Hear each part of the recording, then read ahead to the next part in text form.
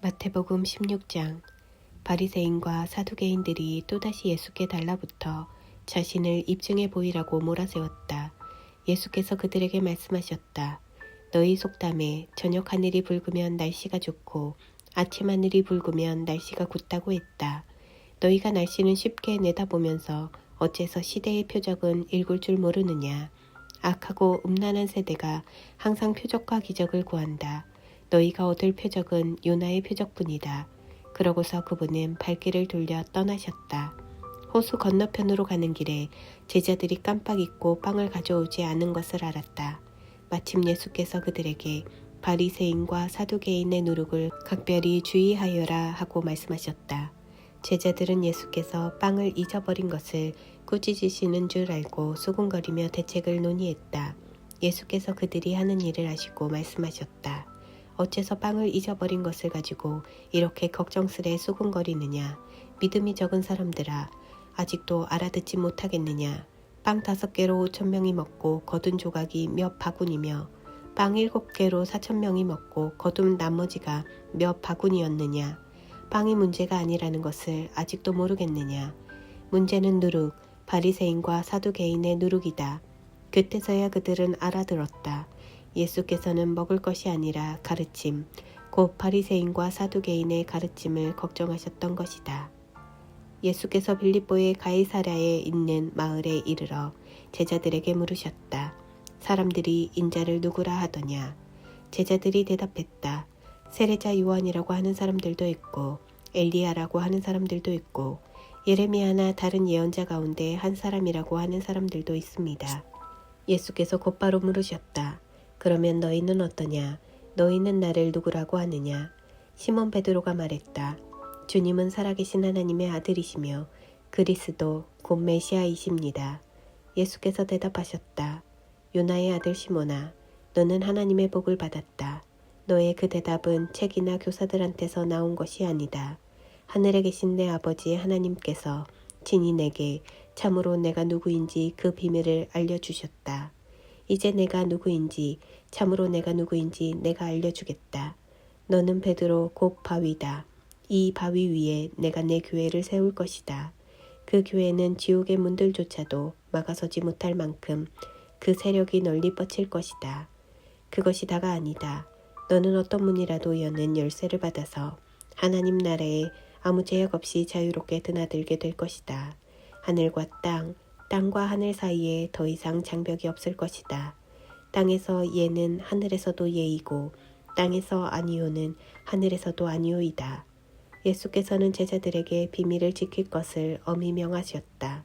그리고 그분이 메시아이심을 아무에게도 말하지 않겠다는 다짐을 그들에게서 받으셨다. 예수께서 이제 자신이 예루살렘으로 가서 종교 지도자들의 손에 처참한 고난을 받아 죽임을 당하고 사흘째 되는 날에 다시 살아나야 할 것을 제자들에게 밝히 말씀하셨다. 베드로가 그분을 붙들고 항의했다. 절대 안 됩니다, 주님. 절대로 있을 수 없는 일입니다. 그러나 예수께서는 꼼짝도 않으셨다. 베드로야, 썩 비켜라. 사탄아, 물러가라. 너는 하나님이 어떻게 일하시는지 조금도 모른다. 그러고 나서 예수께서 다시 제자들에게 말씀하셨다. 누구든지 나와 함께 가려면 내가 가는 길을 따라야 한다. 결정은 내가 한다. 너희가 하는 것이 아니다. 고난을 피해 달아나지 말고 오히려 고난을 끌어안아라. 나를 따라오너라. 그러면 내가 방법을 일러주겠다. 자기 스스로 세우려는 노력에는 아무 희망이 없다. 자기를 희생하는 것이야말로 너희 자신, 곧 너희의 참된 자아를 찾는 길이며 나의 길이다. 원하는 것을 다 얻고도 참된 자기 자신을 잃으면 무슨 유익이 있겠느냐. 너희 목숨을 무엇과 바꾸겠느냐. 너희 힘으로 일을 벌이겠다고 그렇게 서두르지 마라. 순식간에 인자가 아버지의 모든 영광에 쌓여 천사의 무리를 거느리고 올 것이다. 그때 너희는 받아야 할 모든 것을 선물로 받게 될 것이다. 이것은 믿을 수 없는 훗날의 이야기가 아니다. 여기 서 있는 너희 가운데 그런 일이 일어나는 것을 볼 사람들도 있다. 그들은 천국의 영광 가운데 있는 인자를 볼 것이다.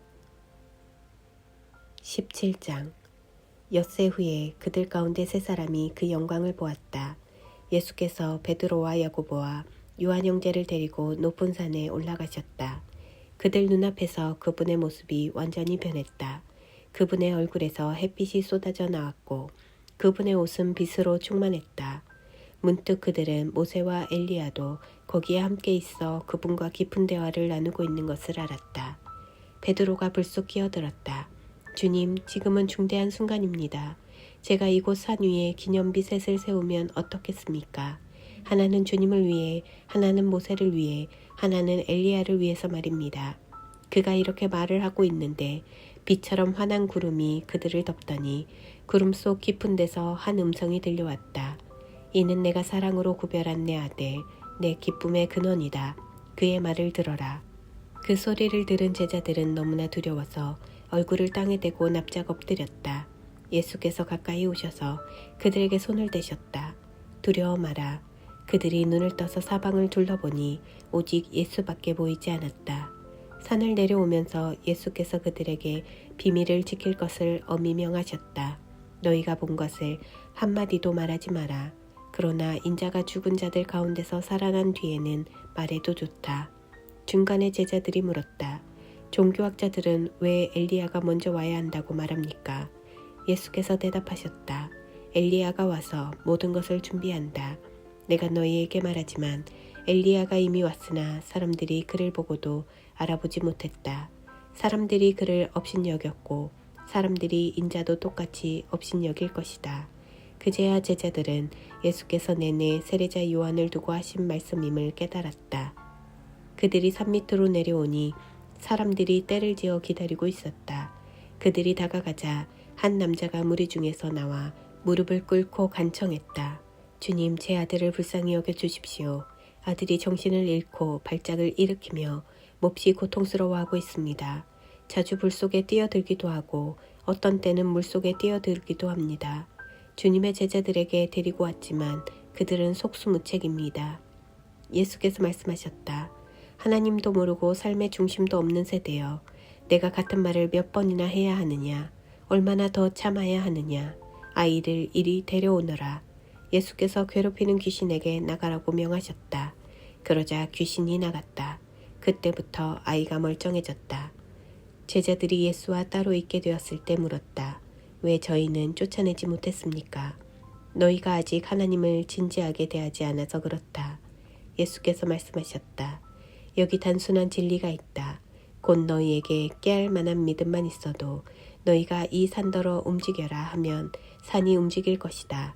너희가 감당하지 못할 일은 아무것도 없다. 그들이 갈릴리에 다시 모였을 때 예수께서 말씀하셨다. 인자는 하나님과 관계하기를 원치 않는 사람들한테 넘겨질 것이다. 그들이 인자를 죽일 것이고 인자는 사흘 후에 다시 살아날 것이다. 제자들은 몹시 두려워했다. 그들이 가버나움에 이르자 세금 징수원들이 베드로에게 와서 물었다. 당신네 선생님은 세금을 냅니까? 베드로가 말했다. 물론입니다. 베드로가 집에 들어가자 예수께서 먼저 물으셨다. 시몬아, 내 생각은 어떠냐? 왕이 세금을 거두면 누가 세금을 내느냐? 왕의 자녀들이냐 백성이냐? 그가 대답했다. 백성입니다. 그러자 예수께서 말씀하셨다. 그럼 자녀들은 면제받는 것이 아니냐? 하지만 저들을 공연히 건드릴 것이 없으니 너는 호수에 가서 낚시를 던져 처음 무는 고기를 잡아 올려라. 고기의 입을 열면 동전 하나가 나올 것이다. 그것을 가져다가 세금 징수원들한테 주어라. 너와 내 몫으로 충분할 것이다.